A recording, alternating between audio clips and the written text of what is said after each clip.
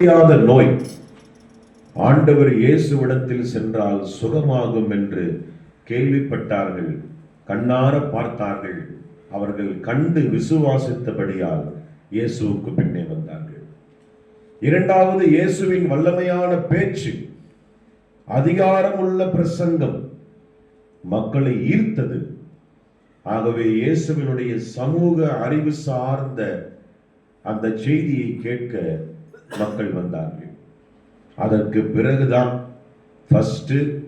குணமாக்கும் திருப்பணியின் வழியாக அவர்கள் நோய்கள் சுகமாகி, உண்மையில் இந்த யூத சமுதாயம் சமயம் என்கிற அந்த பேச்சில எந்த அளவுக்கு மற்ற மக்களை ஒரு அடக்குமுறைக்குள்ளே வைத்திருக்கிறார்கள் என்பதை புரிந்து கொண்டு அதிலிருந்து ஒரு அறிவு பெற்று விடுதலையாகி, அதற்கு பிறகுதான் இயேசுவானவர் அறிவித்த தேவராஜ்யத்தை அவர்கள் ஏற்றுக்கொண்டார்கள்.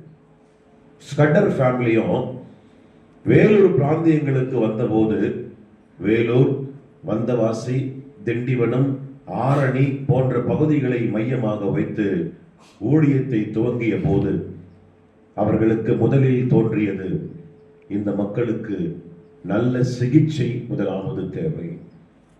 சின்ன சின்ன வியாதிகளுக்கு கூட தகுந்த சிகிச்சை பெற்றுக்கொள்ள முடியாமல், கல்வி அறிவில்லாமல், மருத்துவ வசதி இல்லாமல் இவர்கள் மடிந்து போகிறார்கள். ஏராளமான குழந்தைகள் செத்து போகிறது.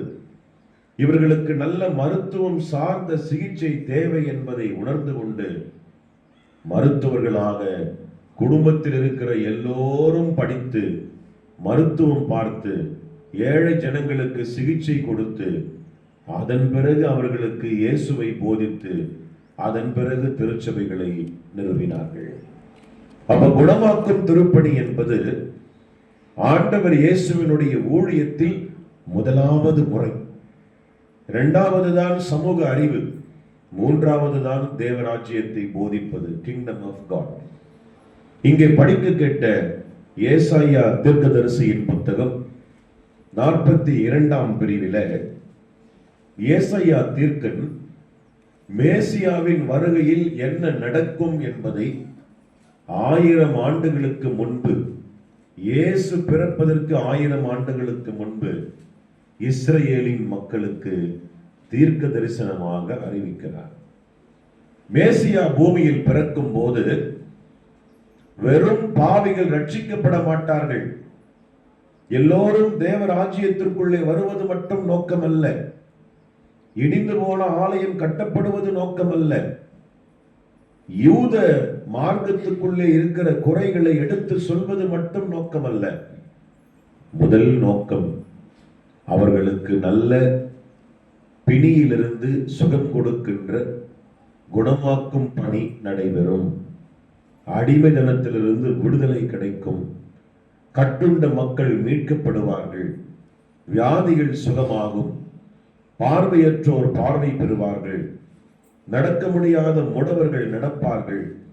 மரித்தோர் மீண்டும் எழுவார்கள் என்பதை 42ஆம் அதிகாரத்திலே ஏசாயா சொல்லுகிறார். வசனம் 6, 7 நான் படிக்கிறேன், கவனியுங்கள். நீர் குருடனுடைய கண்களை திறக்கவும், கட்டுண்டவர்களை காவலில் இருந்தும், இருளில் இருக்கிறவர்களை சிறைச்சா